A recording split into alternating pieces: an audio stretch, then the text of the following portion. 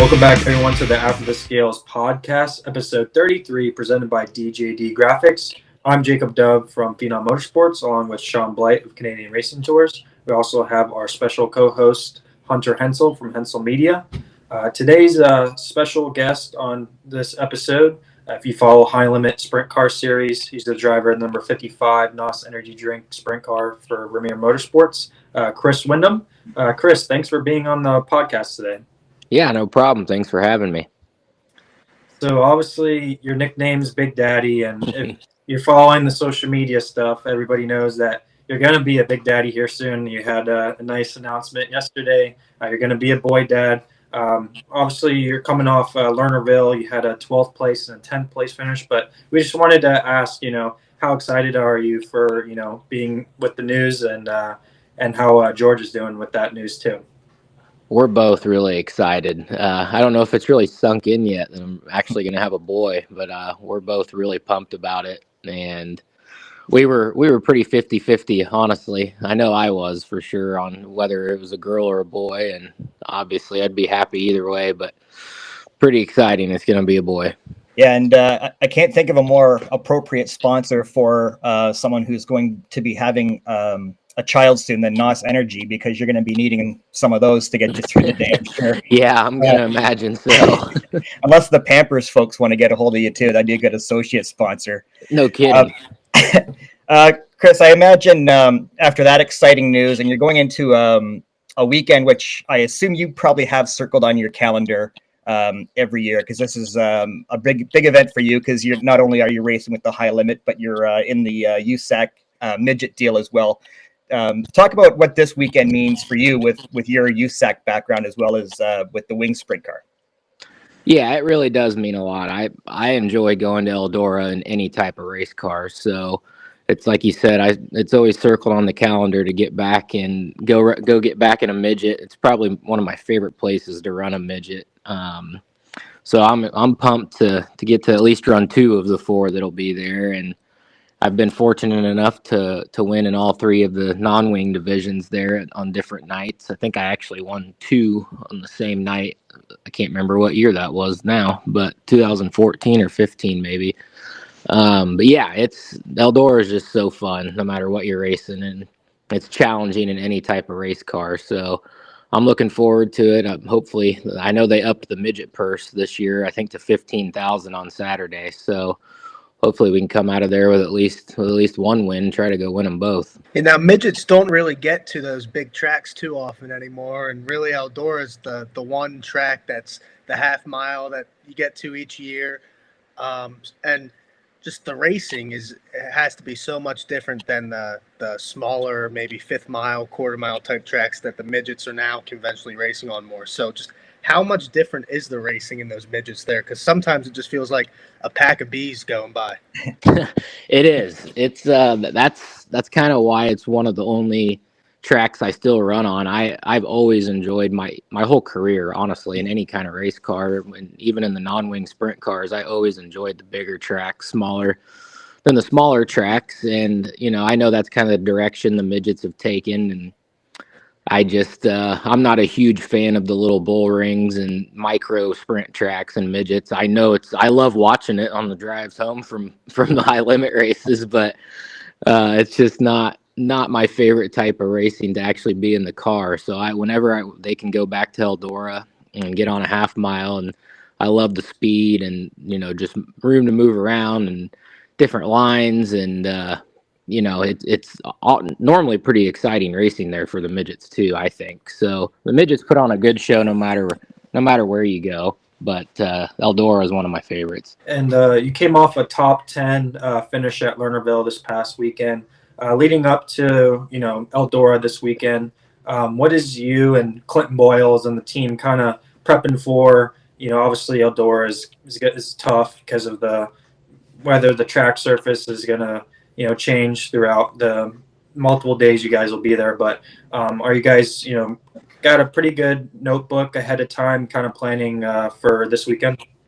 I think we're getting there. Our speed on the half miles, we've struggled on a lot of the half miles this year in the wing car, and we've had a few unfortunate circumstances that we hadn't really figured out until after we were done with. Like the whole Kings Royal week, we had a throttle issue that we never really resolved until the whole week was pretty much over with, and I think that our speed is getting better on the half miles. I feel like we both just got to work on doing a little bit better of a job. Me driving and just having a little more speed when we unload the car. So I think we were close at Lernerville. I put us behind on Saturday in qualifying for sure, and had to dig out of a hole there, starting 24th, but ran up to 10th and felt good about that. So I definitely think we'll show quite a bit more speed at Eldora than we did earlier this year. Now, Chris, not to knock on the teams that you were driving with before, but I think it's pretty fair to say this is the best opportunity you've had in a wing sprint car to this point. And I know Jacob and I were talking a couple weeks ago. Just it seems like you're kind of hitting your stride here lately. The last kind of month and a half, you're starting to run up front a lot more consistently. Are you sensing that too? And what has maybe led to that?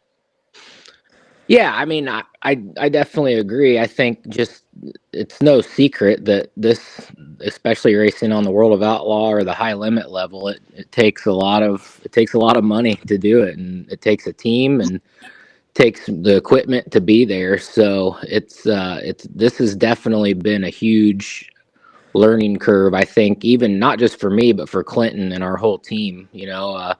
And again, not to knock on the All-Stars at all, but the competition that we have every single night, almost every single race we go to this year versus what you might have had at just a normal All-Star show last year is really not even comparable. You've got 15 to 20 guys now every single night that can run up front, to where I felt like last year you had maybe 5 or 6 guys every night that could contend to win the race. So when you're off now just a little bit, it's magnified big time. If a tenth or two is 12 to 15 spots early in the night.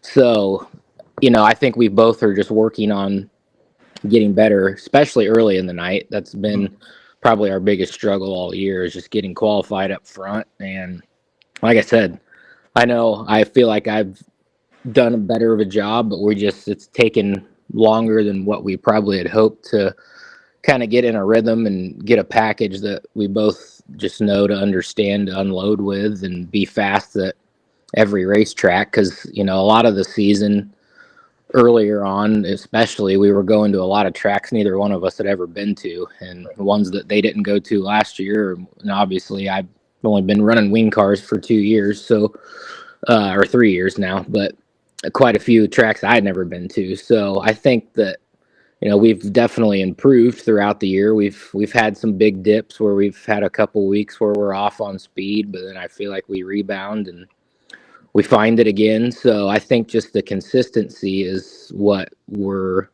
working towards, getting to just unload and be a top 10 car right off the bat every night. And like I said, it's a tough feat to do with the group we're running with right now. So you've talked about how stiff the competition of the high limit field is, and that's such a deep field, and you're in your second, third year, as you said, of driving this wing car, but there has to be a lot of learning curves for you coming from that wingless experience. And what would you say maybe the biggest one is, or the biggest couple are? I mean, some that would pop in my head is just somebody watching would maybe be dirty air or setup changes or that sort of thing. So I'm very curious to hear your thoughts on that. Yeah, I mean, I think I said in an interview earlier this year, someone asked me that, and it's almost like, the first year I did it in 2022 was almost like learning how to race again, because there's nothing that correlates from a non-wing car to a wing car other than, you're still in a sprint car going around in circles, but just the style of driving and the air, as you mentioned, the speed, the different lines you have to run, the momentum that you have to carry, it's all way different. And when you have the habits that I developed over 12, 15 years or whatever it was, non-wing racing, it's tough to, throw some of that out and jump in a wing car and do sometimes the opposite of what you would do in a non-wing car. So, a lot of the first year, stuff was happening so fast for me, I couldn't even process it. And, you watch and it doesn't seem like it's probably that much different from, just watching on TV or watching in the stands, but inside the car, it's almost like a completely different race car than what a non-wing or a midget is. So that's obviously all slowed down for me. And I feel like I've got a grasp on most of it. I still learn stuff every weekend though, to some extent, but, yeah, it's definitely not easy when you didn't really, and I didn't get to dabble in wing racing very often. I think I had ran maybe 8 to 10 just one-off times we'd go race just randomly a wing show here and there. But yeah, to jump into it full time with the All-Stars, which I thought was a great series to start with. I learned a lot with that the first 2 years, and then I think we kind of all got a big awakening this year of how much of a step you even can be up from what you were the last couple of years, and how good these guys are and how good the equipment is of every person that's on this tour. And I kind of wanted to shift some gears here to, Chris's more personal life. I know all three of us are pretty big fan of yours, and I know I became a fan of your racing career when you were, in the open wheel USAC ranks, but obviously you have a pretty cool sponsor deal with NOS. There's no, you see the blue and orange 55 hauler and the 55 car, and, NOS does a really good job of marketing themselves. But how is it, doing those NOS challenges? I know we've talked to Ryan Burnell earlier on another episode. It's pretty cool to have that many groups of other race car drivers. You have Chris Frostberg, he's a drifter, and you got the Anderson brothers off-road, and all the sprint car guys that they support. How cool is it being in a group of people like that and doing cool challenges for YouTube and social and all that? It's awesome. NOS does a great job at getting drivers all over the country in different forms of racing and kind of covering all their bases, and then we get together once a year at least, sometimes a few times a year, and do those challenges. And they do a really good job at coming up with something unique and different every year. It's for us all to go against each other. We paired off into teams this year. I think there was 12 of us, so 3 teams of 4. So it's tough to get something where we all can be single going against each other one-on-one, but to team up and do it with someone new every year. And this year I think it was me and Ricky Stenhouse, Sunshine, and trying to think who was maybe it might have just been us 3. I guess it was 3 guys and 4 teams. So yeah, that was my team this year on the Formula 4 cars. We went out and raced in Phoenix, Arizona. So, like I said, they do a great job at producing all that and getting really good video content for the fans. And here's an off the board question here for you, Chris. How's the golf game these days? Man, it's not that great. I felt like the beginning of the year we got to golf a little more often, but with our schedule the last few months, going straight from Knoxville to California, then back to Port Royal and back to Lernerville. Then I had to do the gender reveal this week for our baby. I haven't had much time to golf in the last couple months. I know Chris also likes to do some fishing when he comes down here in Florida. Talk about, when you guys come down here in February. I know you like to go do some fishing and, chill out before you start your racing season. What are some favorite ones to catch?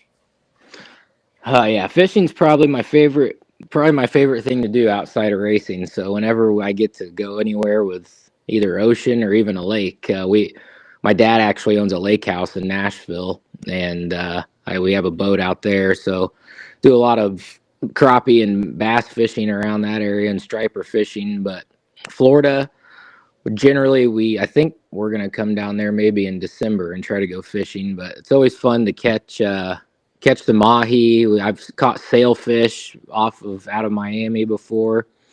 And then, if you go to the Gulf side, it's fun to go out and grouper fish or snapper fish. So I kind of like to try it all. I would say, trolling for the big game fish is my favorite for a sailfish, or we've gone to Mexico and went fishing for marlin before. So I honestly, if I'm out on a boat, it doesn't really matter. I enjoy it no matter what. But it's always fun to come down and go out on the Atlantic and catch sailfish and the mahi. All right, Hunter, I'll before we do our rapid fire question, I'll leave the last one to you if you got anything else. I mean, the only thing I can think of now is Jacob wants to talk about his local spots. So in Pennsylvania, we've got some great gas stations with seats and rudders. So, Chris, you got any preferred orders when you're out in Pennsylvania from either of those places? Well, I will tell you that sheets and rudders are my two favorite gas. Pennsylvania has the best gas stations in any state of the entire country that we go. So that's definitely. I don't have a specific order. I normally I try to try different things every time we go. But I will say that definitely going out of my way to find a sheets or a rudders, which it's not too hard when you're in Pennsylvania to find one. But they're definitely the best.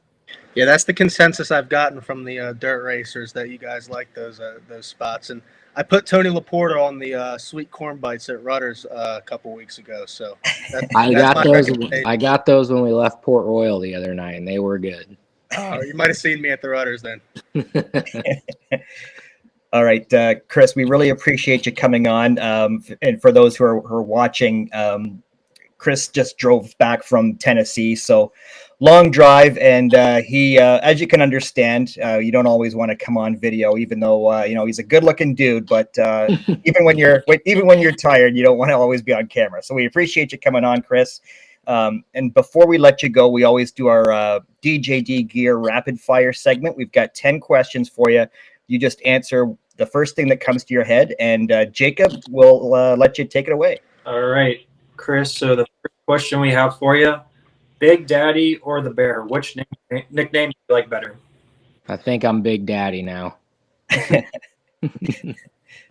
And the second question was, who gave you those nicknames initially? Well, the Bear, I really don't know where it started. I get asked that a lot, and it started somewhere back with Kirk Spridgen, who's the director for USAC now. He somehow came up with it, and I don't know exactly the origin of it. But the Big Daddy was a video that got posted on YouTube of me back. You guys, I'm sure you can find it. Me just being stupid, dancing in a red tight jumpsuit. And the only reason it got so big was because we were at Chili Bowl, and I had driven for Tony Stewart in the non-wing car, I think the year or two before. Well, he put it on his Twitter at Chili Bowl, and it blew up because everybody saw it. So after that, the Big Daddy pretty much stuck. And if you could only listen to one song from your High Limit playlist, which would it be? That's tough. I listen to so much music. I'm either not going to go song, but I'm going to say either Cody Johnson or Ludacris. And when you are back home, what is your favorite thing to do in Canton, Illinois? I don't get back to Canton much anymore. I live in Indianapolis now, but I would say really relax and hang out with our dog, Tuna. And what is the best round of golf you've ever shot? Ooh, I'm going to say score now. On a score. On a score is going to be mid to high 80s. Oh, that's pretty good. And I'm sipping on some NOS Original right now, but what is the best NOS Energy flavor that you like? I'm a NOS Zero guy now. And both of you share the same birthday as myself on Christmas Eve. So what's the worst thing about having your birthday on Christmas? Everyone always asks me and says that they think it's bad, but I guess maybe I don't know any different just because that's what it's always been. But I always thought it was cool getting gifts 2 days in a row. So I don't think anything's bad about it. Yeah, now I just get one gift card for both. So I guess now that you're older, you kind of get the shaft. which I did appreciate. Chris did give me a shout out on my birthday on Twitter, so I appreciated that. Heck yeah. What is your biggest pet peeve when driving your street vehicle on the road? Oh, people riding in the left lane. Yep. And then, who was your racing hero growing up? I would probably say Tony Stewart or Jeff Gordon. And our last rapid fire question for you is: at what age will your baby boy get his first go-kart? We just started talking about that yesterday. That's a tough one. I said, man, I don't know if I can go do this for another 30 years and then be the one footing the bill on top of it. So, we'll see. That's to be determined. Well, those are some great answers from Chris. We wish him the best for the 4 Crown Nationals at Eldora this coming weekend. Make sure to go support him and check out his merchandise, Zeb Wise's merch trailer.